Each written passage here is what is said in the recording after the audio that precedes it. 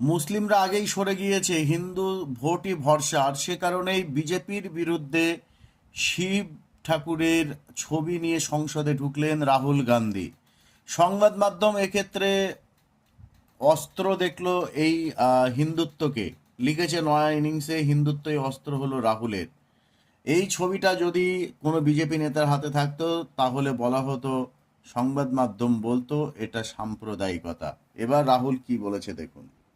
হিন্দু ধর্ম বলে ভয় পেও না, ভয় দেখিও না, বিজেপিকে বলছে রাহুল। আরো বলছেন, শিব এই ভাবনার প্রতীক, তাই তার গলায় সাপ জড়ানো, ডান হাতে নয় বাদিকে পিঠের পিছনে মাটিতে ত্রিশূল পোতা। যারা নিজেদের হিন্দু বলে তারা 24 ঘন্টায় হিংসা হিংসা, ঘৃণা ঘৃণা আর অসত্য অসত্য করছে।